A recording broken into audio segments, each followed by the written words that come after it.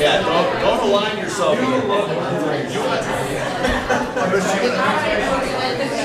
and I, Chris, need to spend more time together. We gotta.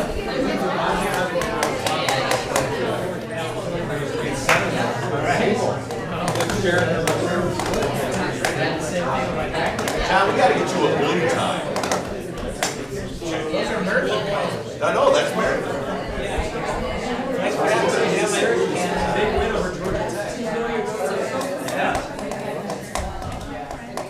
Yeah, that's a good start for that. I won't tell you the time. Low on laundry. And if the truth be known, it's one of the few shirts that fits me now after my summer. I wish that weren't true.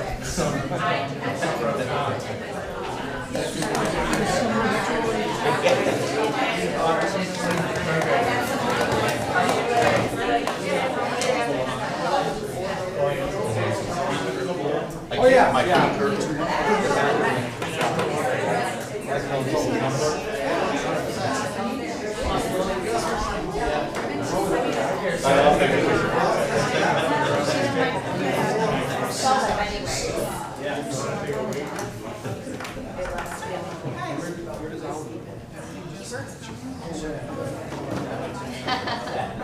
What's the matter? Yeah, I mean, I didn't hear. I don't think I missed the section.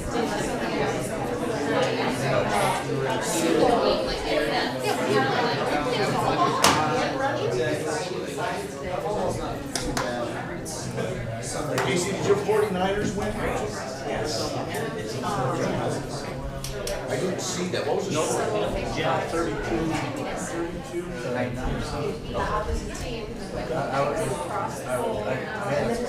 had my experience studies. In the fall, it was about my experience. My experience in my Niners. Yes. Really? After I located. Hey, how are you? As soon as he gets the ball,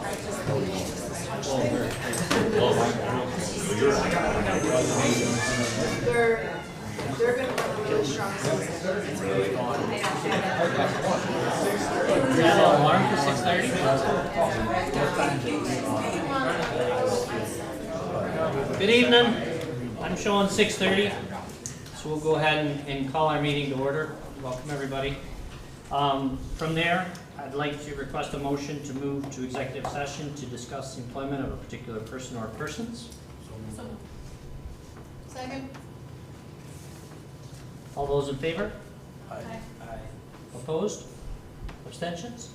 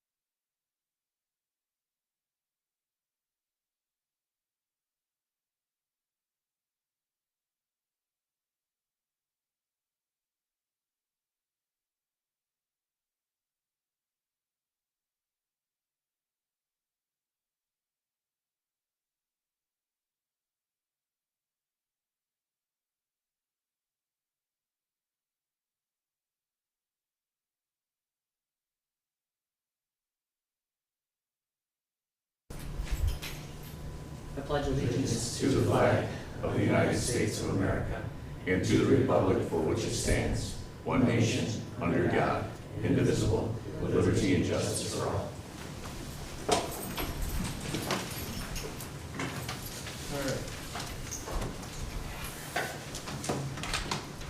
I'll ask for a motion to approve the minutes of the August 27th regular meeting. Second. Questions, comments? All those in favor? Aye. Opposed? Abstentions?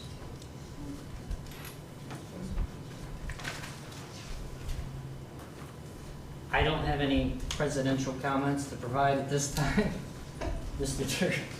I've got three things I'd like to share with you. The first, I wanted to remind folks that I had sent the copy of the board committees out to you folks shortly after the last meeting. And I didn't hear back from anybody that you wanted to change, so it doesn't mean you still can. But if you want to change, let me know, because we're going to start rolling with scheduling our meetings, and I want to make sure that nobody gets left off. So you should be anticipating some invitations to some meetings coming soon. We'll get the ball rolling. And thank you for your willingness to serve.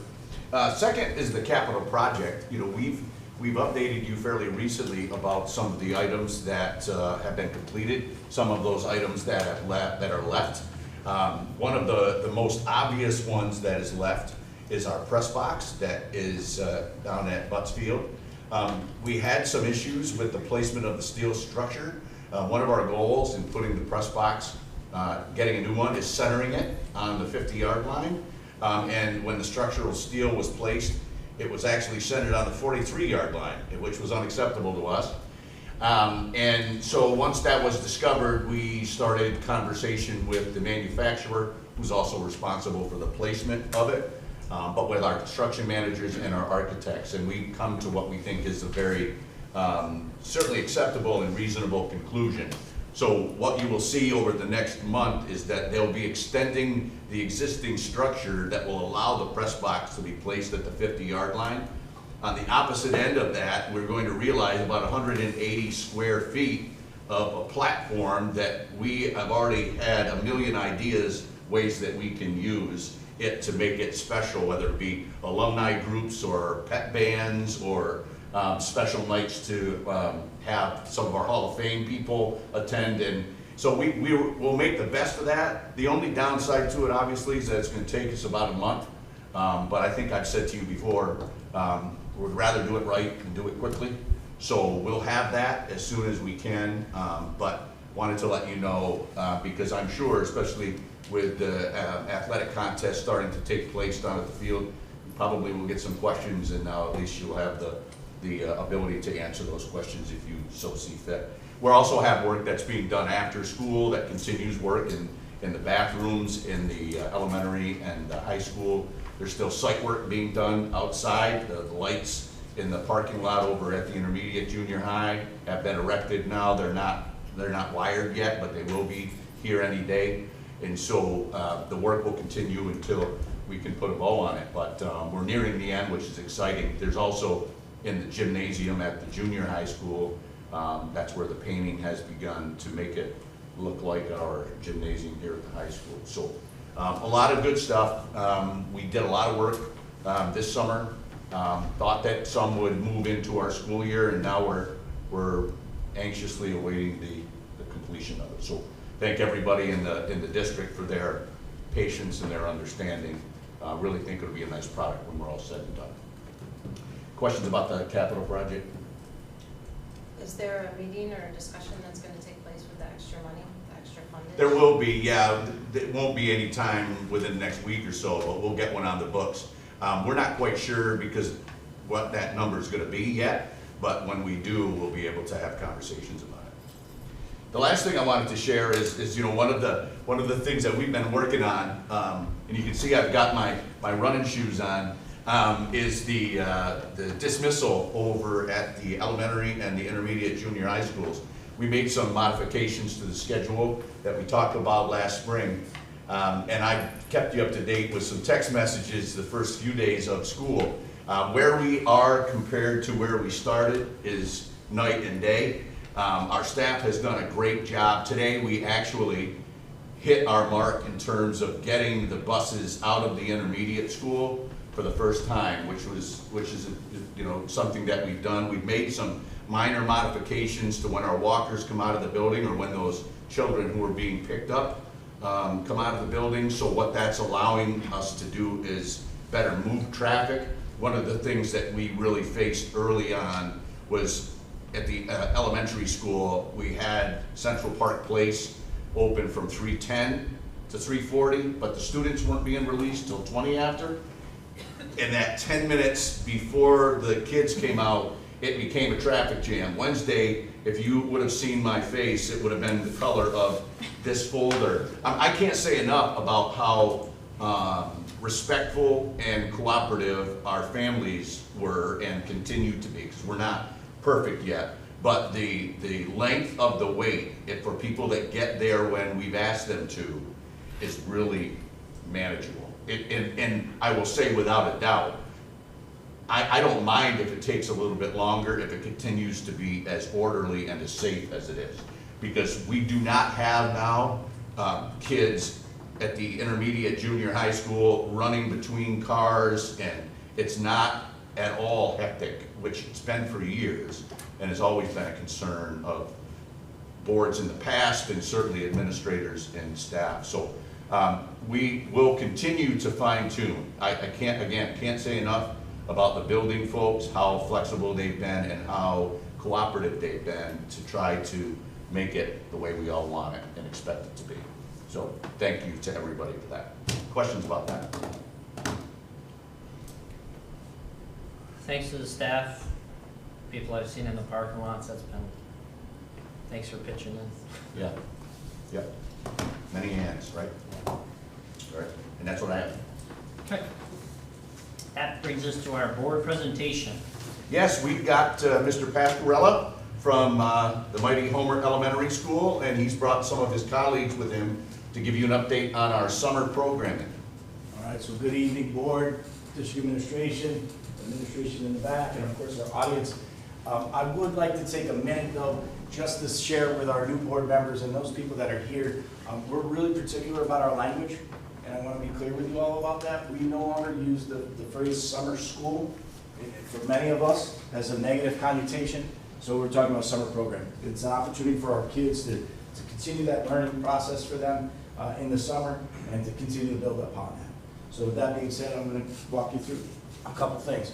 Let's draw your attention to the fact that this summer we saw over 111 students in our summer reading program. We saw 21 students that attended because their extended school year, their IEPs had opportunities for them to continue that learning. So overall, you're talking that this summer we had 132 students join us. Okay. By the way, this is shareable. If you don't have it yet, and that's fine. If you don't, you probably didn't have it because I'd like to give it to you tonight so you can look at it tonight. And then tomorrow or whenever, Kelly or whatever, we could probably forward this to them, especially if you want to dive into it and you have really pressing questions to yourself after if you didn't ask tonight. The next part to share with you is just an understanding of a change from Mr. Ebner's department. In the past, we've had summer enrichment, but just take a look there. The spring programming was offered for our kids. So we had 111 students be an opportunity for the spring this summer. And that was, we talked, for those board members that aren't with us, we talked about that because money's changed and things look different based on COVID and everything else, right, Mike? I mean, as well, that's why we see a little bit of a change. OCM BOCES, for those people that don't know, we send kids 7 through 12 to OCM BOCES. This year, by the way, and I don't know if Doug will lead to it, but I'll share it with you. I've asked colleagues, because I have friends that are principals at other districts, it really ran well this summer because it actually wasn't ran in district high schools. In the past, it's been at Homer High School. In the past, it's been at Cortland High School. This year, they were running at the alternative school. And it made a really good opportunity for our kids. And there throughout was the entire Port Watson Street campus, they use both Sun Valley, HTEC, and Cortland Alternative School to host. So I heard nothing but good things about it being over there, right? I mean, and if you think about it, right, it gave those students a different opportunity to get into a different building, and it looked as similar to that of what they were always in school. So I heard nothing but positive, but there's 102 students for you to see there as well. Put the numbers together, if you're doing the math at home, all right, that's 235 students that attended this summer. Let's continue to move. Josh, I've got it. All right, so here's what I wanted, again, another show to you is to look at staffing in our reading department, or reading staff. So what typically has been happening in summer is we've called it the reading program. But in the last couple of years, we've also incorporated math for our students. But so you can see reading staff is exactly that. Those are the students that came because we said you need extra time to really build skills. So you had 22 of those staff members there. On the ESY staff, we saw an increase, but we also saw an increase in the number of students. And you gotta remember in ESY, right, those are students that might have one-on-one needs, all right, and also teaching staff. So be aware of that. So that number was up, but that's exciting, I would say for us, right, Chris? Have that many students attending and just really giving opportunity. Summer enrichment, the numbers show you again what happened in the spring, and I thank Jeff for being able to share that with you as well. Let's keep going. Next piece for you is what I wanted to share to you, what I'm excited about is some new things that happened this summer. You know, we learned from COVID about how it was important that families have learned that, listen, our kids need to be taught by our teachers. Well, we learned this summer, the capital project brought us a little wrinkle and said, hey, oh, by the way, you can't start on time, right? We did start on time for our ESY kids, but we didn't start on time for our summer learning kids. So what we did with our summer learning kids is we brought them in a week later, but that was a gift of time. If I go back to 4 years ago, I met with Mark Bertram, who was a teacher that always taught for us, and I said, Mark, I want to teach on Fridays. He's like, oh, we don't teach Fridays. I mean, that was sincere, right? You're like, well, we don't teach Fridays. This summer, we taught Monday through Friday. You know what the nice part about that was for our families? Because they knew their kids were going Monday through Friday. They didn't have a gap. They didn't have to fill a gap on a Friday. They knew their kid was going Friday. So for 3 weeks, for 15 days. Now that's a change in programming, just so you all understand, because our kids came in the past 4 weeks for 4 times, right? So Monday through Thursday for 4 weeks. The only difference was they came 3 consecutive weeks, Monday through Friday. Boy, I gotta tell you, from a transportation piece, from an administrative piece, and our office piece was really nice, because the Friday kid that showed up that wasn't supposed to be there, because they were only supposed to be there Monday through Thursday, they actually were supposed to be there. Right? So that was nice. We weren't sending kids home because the parent put them on the bus and they were like, oh, you're not here today. You're not supposed to be here. So that was a change. And that's a change that I would like to propose in the future that we look at and we share that with our families so then that way our kids know they're coming for 3 straight weeks. And then when we place that, I think matters too. And we could have more conversations later about that. Cool part this summer, Olympics happened. So when the Olympics happened, Erica Withers gets a shout out because she came up with Spirit Week. And she made everybody an Olympian. Everybody ran for the gold for us. So they had that, and all teachers joined the board. Another shout out and a special thing that we were able to do this summer is we had E&L teacher work. And that E&L teacher supported 14 students, which is really cool because in my 4 years that I've done it, we haven't had that person. But this summer we did, and we really made grounds for those E&L students. And if you haven't seen numbers, Jeff can tell you, our E&L students are making some good strides between what they're doing from the start of the school year to the end of the school year when it comes to testing. And then finally, we incorporated the opportunity for our library STEAM. You know, our district's been talking about STEAM, we've been talking about Micron, we've been talking about some things. And we had an opportunity with a retirement to bring in a new teacher. And then as we met with the new teachers, we said, hey, what can we do to bring more of a STEAM part to our library programs? With that being said though, we had 3 librarians on this summer. So with that being said, let's keep going. Mark. I'm going to go to you first, and then we're going to go back to how those 3 libraries here, right? Okay. Would you like your slides? Sure. Or, okay. We'll do. Okay, Mark, put together I a can talk for hours, PowerPoint. but I won't bore people. But I do want to say that I also did the ESY program, and this space right where we are right now was really transformed that first week into just a great learning experience for the kids who came here. I was really impressed how it was like a K-5 for the ESY kids, and you know, I look at this space now and I'm just like, wow, it was, you know, things were definitely moved around and set up and just really conducive for the kids. So that's kind of a neat thing too. We had a really unique experience to develop a strong STEAM program this summer. I got to work with Mrs. Topman, Katie Topman, and Renee Weeks, and we kind of came together to collaborate on different STEAM activities, different library activities, and one thing when we were putting this together, we thought, that's what we want the kids to do, exactly what we're doing. exactly what we're doing to come up with these lessons, incorporate, you know, our experiences together. That's what we want the kids to do. And that's how to run a successful STEAM program. So that was just a wonderful experience. And that really stuck out to me, is that's what we want the kids to do, exactly what we kind of did this summer. We had a lot of fun, I'm not gonna lie, because we had a great amount of fun, but these are some of the projects that we worked on this summer with the kids. By the way, in the ESY the first week, I had to learn how to use that. So it was great.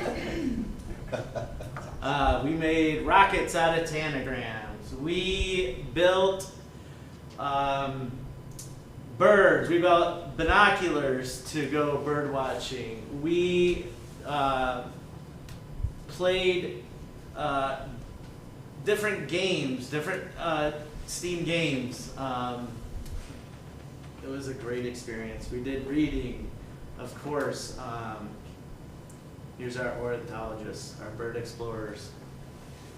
We flew paper airplanes. We had a flight contest. We had egg, nest, and feather observation stations. We made binoculars, like I said. We did a bird craft that they absolutely loved. We did some outdoor observations outside.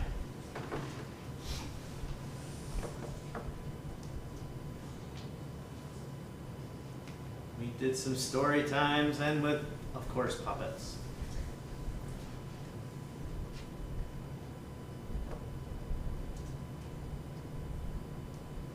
But it was great because all these individual things, we all worked together. There's the puppets that I had to incorporate, but we made videos, and I think if we have time to show the video. Yeah. This was a project that we did that kind of correlated with a Phillips Free Library book that the kids were reading about Brooklyn, and they had to come up with a wonderful vacation for Mrs. Weeks. Brooklyn? Man, I don't know my place around here. Hey, Al, I got a question. You got a good place for that I can sleep for the night? Because I'm kind of tired. I just drove like 3 hours. Homeward Hotel. What about some grub in the morning?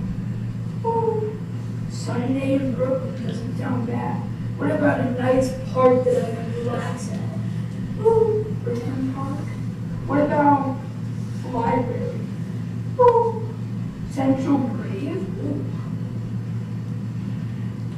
What about a night museum? I kind of like archaeology. Brooklyn Museum doesn't sound bad. Alright, thanks for the help. So the kids started out in that collaborative project working together to find a hotel in Brooklyn that Mrs. Weeks could stay at, a library, of course, that they could visit, a park that they could visit. And they did a lot of map work to kind of figure those things out. And then we put it together in a slideshow and made a video, and each group made their own video to kind of present. It was just hilarious seeing these videos, and the kids had so much fun. I had so much fun, you know. And I think everybody involved had a lot of fun, but there was also so much learning going on back and forth. So that was our day in Brooklyn. Yep. Steve, did you? Thank you, Mark. Yep. What I should share with you too as well is the fact that this programming is offered for our pre-K through 6th grade students. Just so if you haven't figured that out now through our slideshow. And then the last but not least, I would like to share from Phillips Free Library, because we've been partnering with them now at least for the last 3 years, and you see you guys have been working, getting grants and supporting our students, and I won't steal any thunder for you. Please go ahead and share with them what exactly you've been doing. Okay, thank you. Yes. To start with the grant, because we could not do what we did this summer without the grant, and the grant is very specific that we say exactly who they are. It's the Bernard Carr and Shirley Rosen Library Fund of the Community Foundation of Tompkins County. and they are very, very generous with their money. Thanks to this grant, we can do book clubs all through the school year, and during the summer programming, every child that participates in the summer programming gets 2 books to keep, one that we use in the classroom and one that they pick at the traveling library, about which Ellie will say something later on. What we do is we go to the classrooms once a week for pre-K through 2nd, and twice or 3 times a week for 3rd through 6th and the ESY. And with the other grades, we do story times with the song, not a craft, but the teachers usually pick up on that. And with the older groups, we read an entire chapter book with them in those 3 weeks of summer learning. That is quite a feat for them.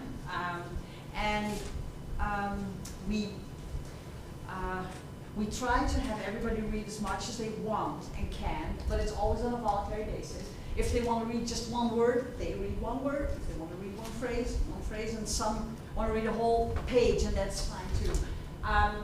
But they don't all read very fast, so then we come in and we have to hurry them to the next chapter in order to be able to say at the end of the summer programming, you read 1 entire book. And for some kids, it's really a thing to read out loud. I remember this summer there was a boy in ESY who read a whole paragraph, and after he had done it, he said, "I did it! I read a whole paragraph." It was just so neat. And what I also thought was very special was a younger girl, and she, with reading, was very much advanced. And she read a book to her classmates. She had a picture book that she got in advance, and she read the picture book like, the librarians would do, to her classmates. And she did a great job. There should be a picture somewhere there of her doing it, but I don't. Under the P, maybe? Yes, under the P, that's her, yep. What else do I want to share with you?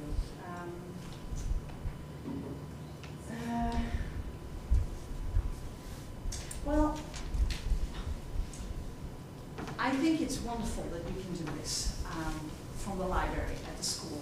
I read the excerpt of a study that a library association sent me. And one of the things that sets rural children back in academics is the summer period. Because there's not as many cultural or literary events that they can go to during the summer. So they fall back during the summertime. And it is very important for children to keep up, the reading and the math. Because in the first few grades in school, rural kids are actually ahead of kids in cities. And it would just be so wonderful if in our community we can keep it that way by having summer programming. All right, now I've been talking about these book clubs, but we also do a traveling library to the schools, and Ellie will say something about that. Okay, hi, my name is Ellie Ensign, and I'm a senior here, and I've been lucky enough to work at the library for 3 years, and I've been doing this program for 2 of them.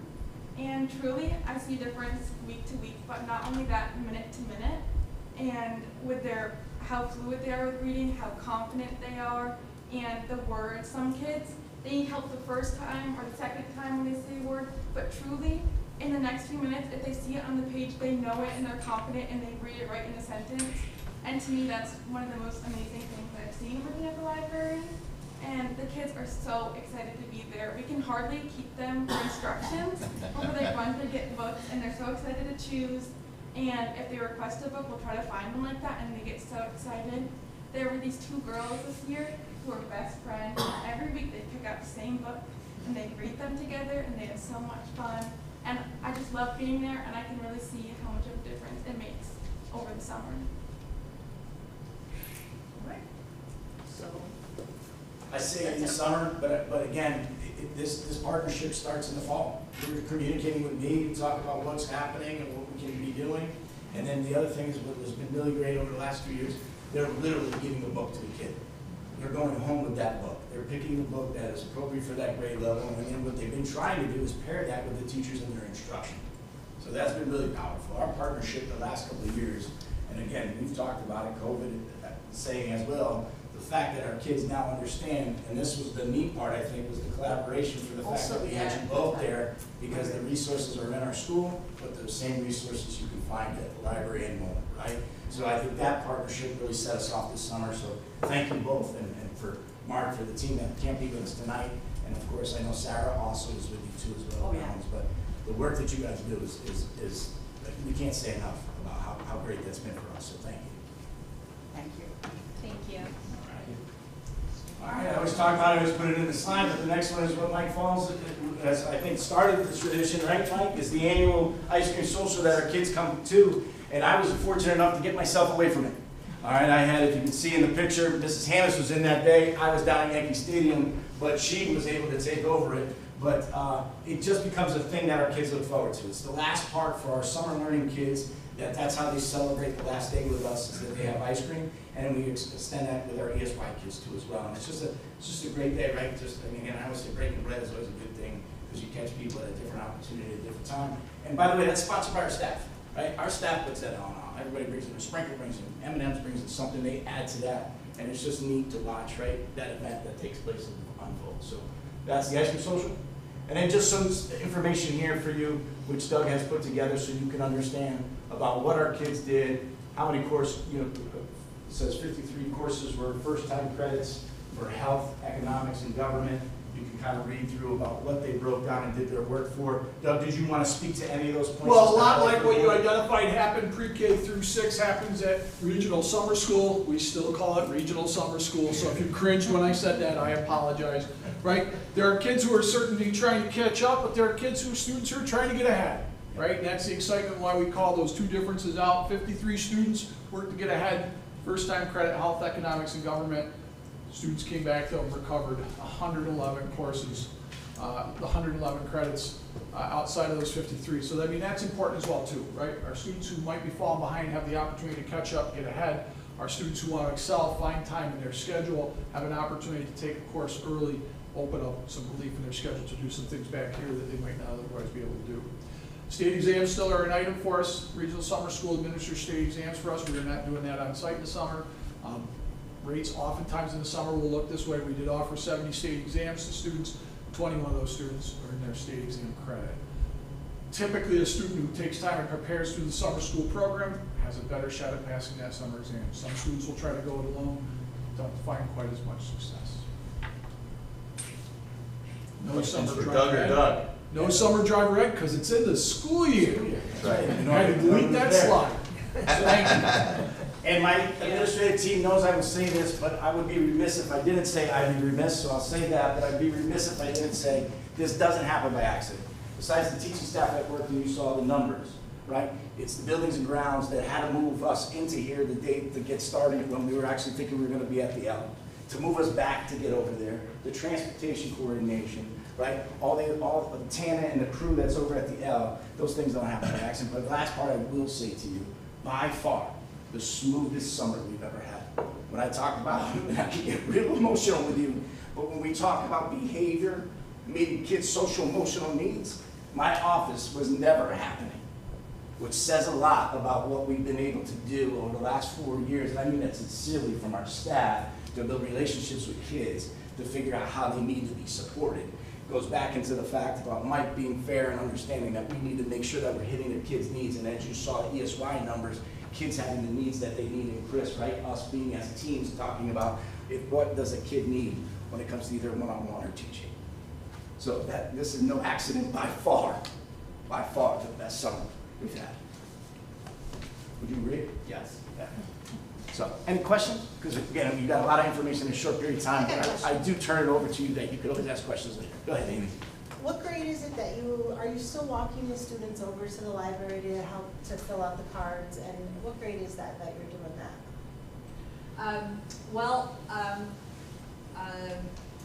The school is not, well, yeah, the teachers are walking the kids over. We do it for the elementary school and the intermediate school, but this year, I believe, only one grade in the intermediate school made it actually to the library, because there was a lot of things going on and we couldn't get it coordinated. But yeah, the elementary school and the intermediate school come classroom by classroom to the library. We do a short program with them to show them that the library is there for them and that they can come and read books whenever they want. And Kay, every year, has visits with them in the spring. So kindergarten is going over every year, meeting with them in springtime. We have also, because of the summer, we have a meeting actually in a week to talk about how to partner more with the public library and the school library. Yeah. And I'm really excited about that. I think we could do some really, really fascinating things for the kids. So Amy, there's no accident in the sense too, that putting those three teachers together with the library, because that's a partnership that has to keep the grow. So it was, again, Mark said it, that was one of their charges in the sense that he had a charge and the team had a charge that they want to keep working to figure out how to get kids more access. And the school librarians have been very, very supportive of the book clubs that we have, specifically the ones that we have in the schools. They make sure the kids know that the book club is on this day and that they get there and they get their books. They are truly, yeah. And the other one you're starting to do now is partner up with our E&L teacher. Yes, I'm still working hard on that. Yes, But yeah. yes. So I mean, there's every day there's another, like, or month there's another thought of how we can continue to collaborate and expand that reach. Any other? I got another question for you. Sure. I want to hear more about your thoughts on the enrichment part. It almost sounds like maybe it should be something that we're considering for a budget in the future, that we budget into enrichments. How much did we spend on that? Like, how much COVID relief did we get for that we were using for those enrichment programs? Over the 3 years, I would say roughly $500,000. And it was 3 sessions of enrichments a year? No, we had moved it, we did it both during the year and in the summer. And in the summer. But then this past year, as we got down, toward the end of that money, we decided to use that in the spring as opposed to do it over the summer. But to your point, we've seen a lot of value in that, and trying to incorporate it into the school year really is really where we think we're gonna get the biggest bang for our buck. So we'll continue to find ways to do that. It's just that we're going to do that locally now without the aid or the federal money that we had the benefit of. So that was my question, if it was more beneficial for our students to include it in the school year, or if it was better as a summer add-on. I don't think you can go wrong either way, but I think if the more children we can expose to that type of learning and the enrichment opportunities, the better. And obviously the best time to do that is when you have them all. So we'll continue to look with a priority given to the school year itself. And then my last comment, I agree with you, 3 weeks is better than 4. So if you're looking for family feedback on summer learning, like, I think 3 weeks for a family, it's much easier to plan around than 4 weeks. I think that was one of the hindrances with driver's ed in the summer. It's very The hard. duration, right? Yeah, it's very hard for a family to plan. I mean, these kids grow up fast, and the summer is when we plan a lot of family life. So I think the full week shorter, if anybody cares about my. Oh, we care. Right, just keep in mind, right, the ESY kids came 6 weeks. Based on the Yeah. program, they come 6 weeks, so you all know, and that's Monday through Friday. Okay, fair enough. Any other questions? Like I said, it doesn't have to stop there, right? PowerPoint there, if it triggers a question. There's stuff there from Doug, there's stuff there from me. If you have some questions, let us know. Thank you, Doug. I Thank appreciate Thank it. you. Thanks to everybody for their efforts. Much appreciated. All right, next we move on to new business. I'll ask for a motion to approve the reports from the Committee on Preschool Special Education. Questions, comments? All those in favor? Aye. Opposed? Abstain? I'll next ask for a motion to approve the reports from the Committee on Special Education. You want me to ask you? Questions? I got a question for you, for sure. Questions, comments? Since you came right, it appears as almost every child is in speech therapy at this time, almost every one of them. Not How there's a are lot. we, how are we on staffing for speech therapy? Because it definitely appears to be a trend that is a heightened use. For sure. Well, we're identifying more of it early on with our pre-K program Yeah. being there for sure. Because it used to be when you come into kindergarten, one of our mandates is that everybody is screened. Now we're able to do that a little bit earlier. We're able to identify things a little bit more quickly. But over the years, as we've kind of added that programming in, every time that we have done something like that, we have had slight increases in what our support in that area was. So at this time, we're still able to provide our pre-K services, our school age services, and we are still providing a pretty fair amount of speech improvement for those who may not qualify to the level of an IEP, but could benefit from some additional support. So right now, I think we're in a pretty decent spot. So my question last week that maybe you heard about was, I was curious how many of the children were coming to Homer with the IEP maybe from a different program, and then getting released from it once they got here? Just more the specifics of, how long were they here before they were released from it? When they were Sure. coming from elsewhere? So it really does vary. I would say the majority of the kids who are getting services at this point are here.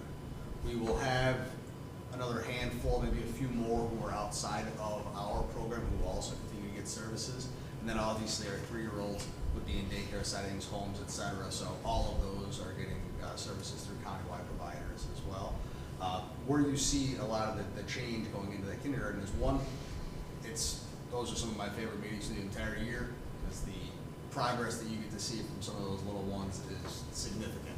And where we end up talking about is the difference in eligibility for a preschool student is different from that of the eligibility of a school age student. And so where you might qualify for those preschool services, you may not then, one, you may have qualified out, as we were happy that you made substantial gains. You may have qualified to move on. Two, you may be somebody who maybe would still benefit from supports. We can screen, we can look at things like speech improvement and other pathways for those students as well. But it depends on the year. I would say the great majority are here with us. There are some that are outside of that. But the big difference is really more of the students are not qualifying in kindergarten because of the amount of progress they've made than not qualifying because they didn't meet eligibility requirements. And those who are, we're having, as you see in our numbers, our kindergarten numbers, when we talk about it in a couple of weeks when we're presenting on things like that, they're higher because we're identifying those things early on. Thanks. No worries. Any other questions? All those in favor? Aye. Opposed? Abstentions?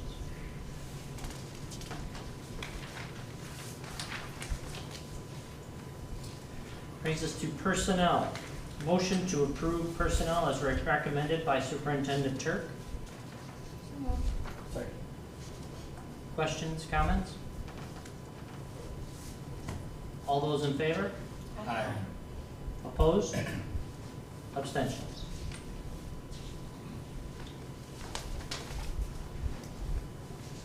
Informational items. Yes, we've got one item for you. It is a fundraising update. The class of 2028 hitting the ground running here at the high school, and they're going to hold the first annual home game tailgate event this Friday. Looks like it'll be a great way to try to attract more folks to come and enjoy the contest. Community vote. Perfect. Thank you. No one has signed up, but was there anybody that wanted to speak today? Okay. Board committee reports? District? Go ahead. No, there aren't any, and as I mentioned, now that we have our list, we will begin to get invitations out and get some of our conversations going. District committee reports? Same. Same thing? Yeah. Brings us to board member activities. Anybody want to volunteer what they've been up to? football. It's that time of year, which is awesome to see. And kids, I mean, I'm working with the 4th grade group, and it's just great seeing them loving it, getting the teamwork going, and you know, I sat back as being the parent last year and this year getting involved. Just love seeing, working with that level, and just seeing their excitement. We had our first game last weekend in the pouring rain, and you know, why not, right? That's football. So, Yeah. yeah, they loved it. So, and the best part was the scoreboard was off, so they didn't have to worry about any of that. And, you know, everything worked out perfect.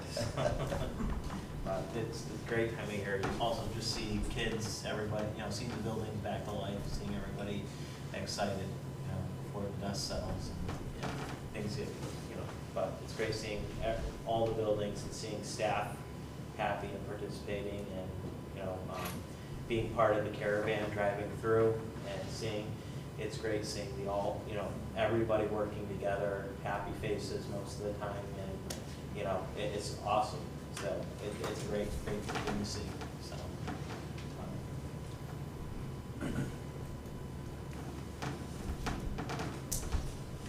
All right. Upcoming events. Yes, we've got an intermediate school open house this Thursday night. And the elementary International Dot Day.